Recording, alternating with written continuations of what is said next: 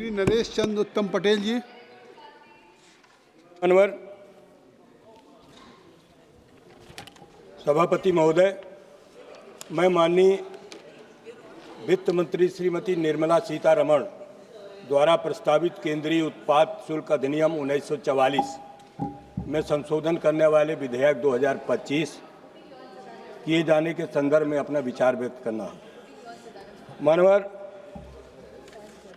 मैं इस सदन में न तो किसी बड़े उद्योगपति की और न किसी बहुराष्ट्रीय कंपनी की, बल्कि उन लाखों गुमनामों हाथों की आवाज़ बनकर आया हूँ जो सुबह 4 बजे से तंबाकू की पत्ती तोड़ते हैं, जो रात के अंधेरे में लालटेन की रोशनी में बीड़ी लपेटते हैं, जो सुपारी के बगीचों में दिन रात मेहनत करते हैं और जिनके घर की चूल्हा इन्हीं छोटे छोटे कारोबारों से चलता है।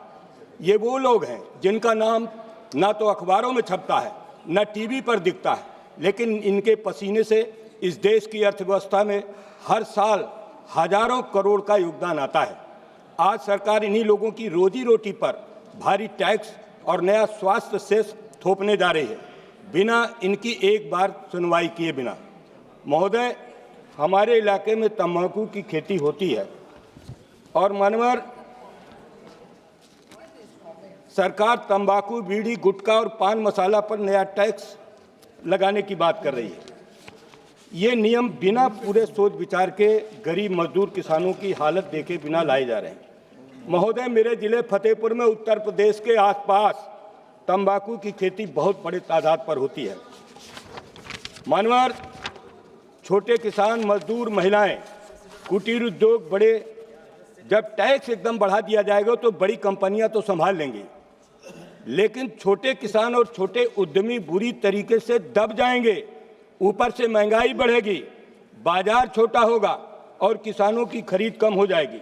नया सेस मशीन के हिसाब से लगेगा, इससे छोटे कारखाने, पत्ती छटाई वाले यूनिट और घरों में काम करने वाले परिवारों पर ज़्यादा बोझ पड़ेगा।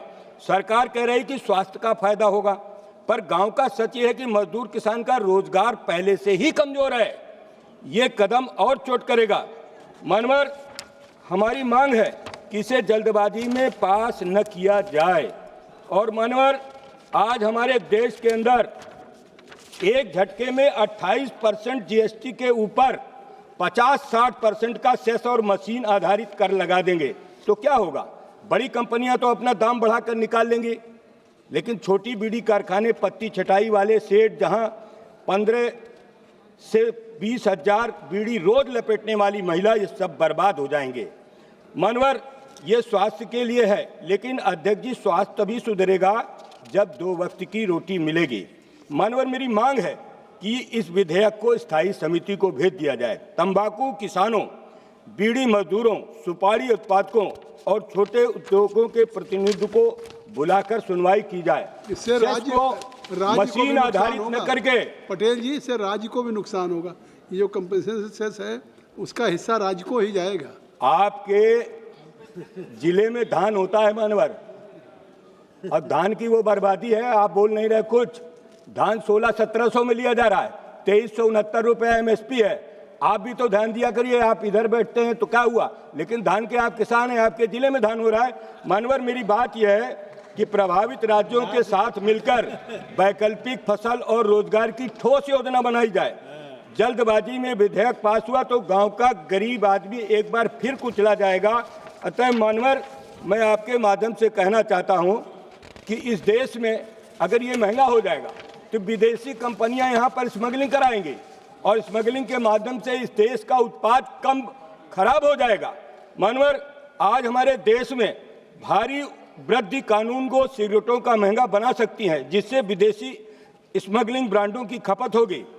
मानवर, सस्ते उत्पादों की ओर रुझान बढ़ सकता है जो स्वास्थ्य जोखिम बढ़ाते हैं और कर संग्रह को नुकसान पहुंचाते हैं।